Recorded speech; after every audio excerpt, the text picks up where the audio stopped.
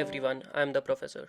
Before we move on to calculating the number of trailing zeros, it's imperative to understand the highest power of a composite number as well. So till now we have discussed the highest powers of prime numbers and tried to factorize the factorials into prime factors. Now we'll look into how to calculate highest power of a composite number. And let's see how it is different from calculating the highest power for a prime number.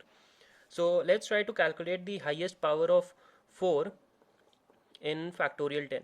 We know that factorial 10 has the highest power of 2 as 8, right? Now for 4 is nothing but a composite number made of two 2's, right? 2 into 2 will give me a 4.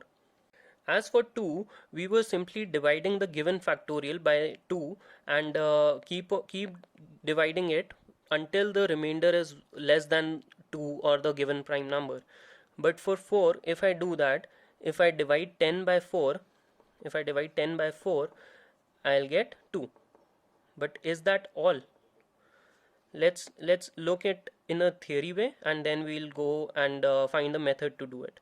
So factorial 10 is nothing but 1 into 2 into 3 into 4 into 5 into 6 into 7 into 8 into 9 into 10, right? So if I do it this way, since 2 is not divisible by 4, so my answer for the powers of 4 would be 2. So let's try to figure out how many powers of 4 are actually present in this number. So there is one 4 that is present as 4 itself. There is one more 4 that is present as 8.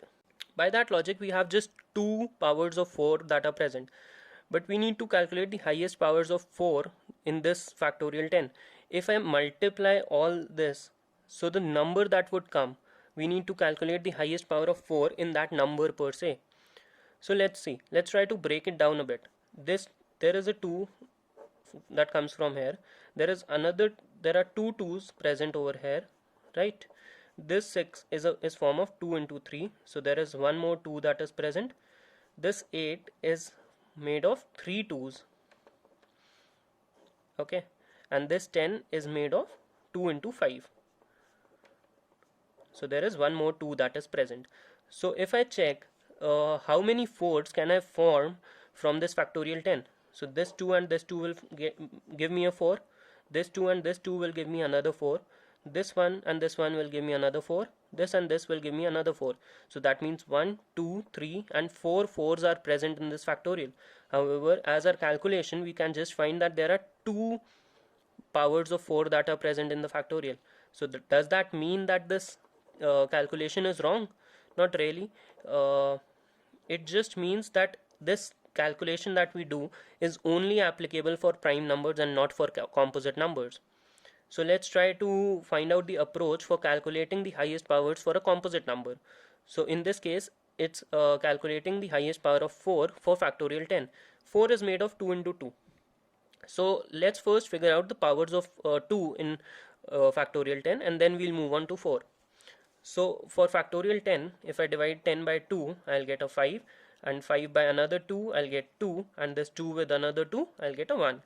So there are 8 powers of 2 that are present in factorial 10.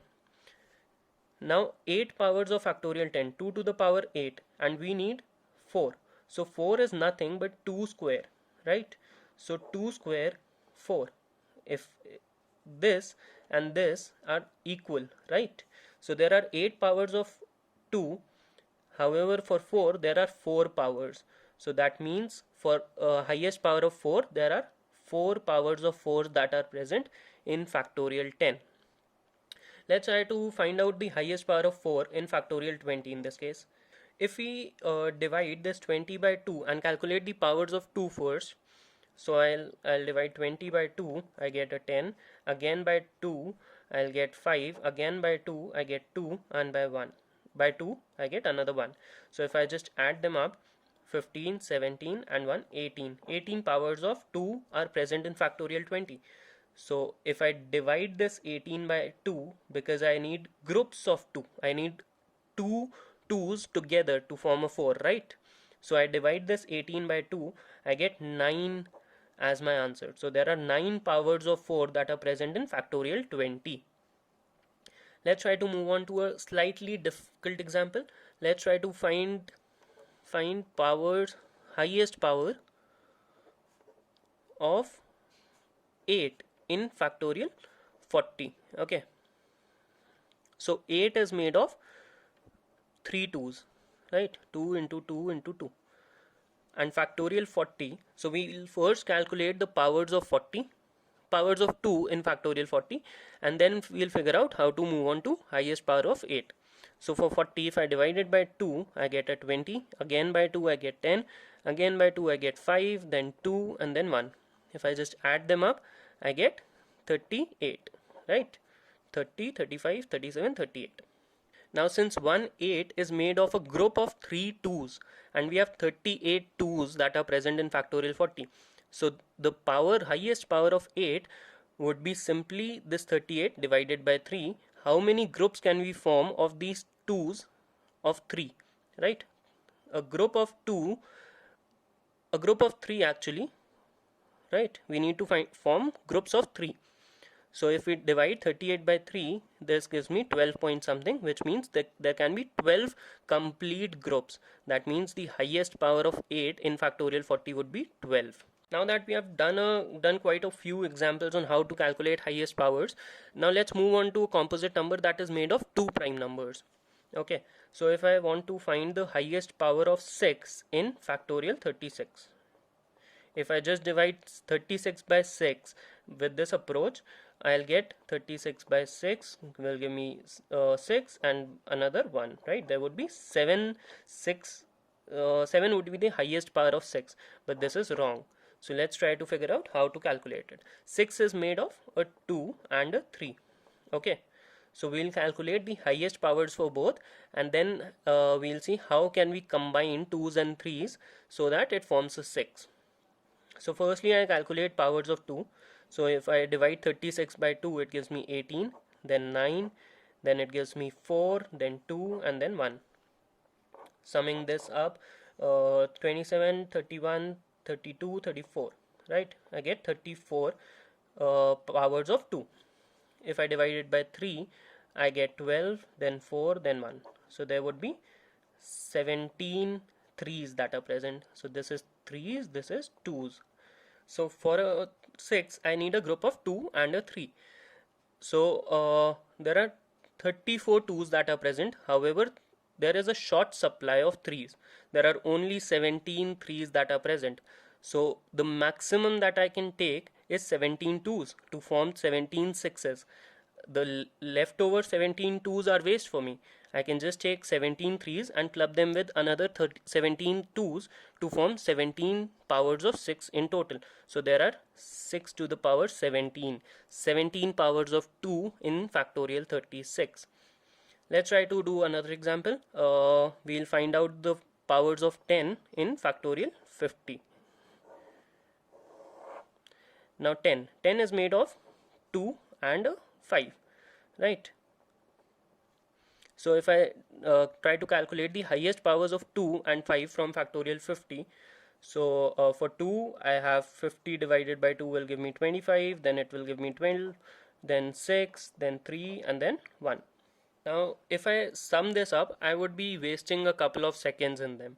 So I'll let you know why. Firstly, I'll calculate the highest power of 5 in factorial 50.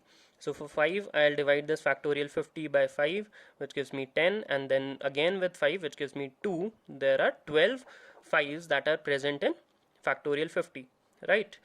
And there are ample number of 2's that are present, because obviously in any factorial, the 2's would be more than 3's, 3's would be more than 5's, 5's would be more than 7's, and so on and so forth, because when we are going for factorials, every multiple, the multiples of 2 would be coming at every second number, the multiples of 3 would be coming at every third number, multiples of 5 would be coming at every fifth number. So the multiples, the quantity of multiples would be more for 2, less for 3, lesser for 5, and so on and so forth. So I have ample supply of 2. The number that is in short supply is 5. So I have only 12 5's that are present, right?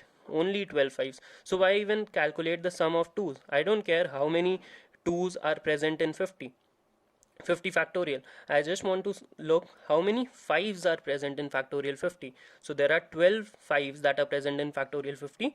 That means I can take 12 5's and group it with another 12 2's to form total 12 10's. So there are 12 10's that can be formed in factorial 50. The highest power of 10 in factorial 50 is 12. So that's about this video lecture. Thank you for watching. Keep studying. Stay safe. I'm the professor. See you. Bye bye.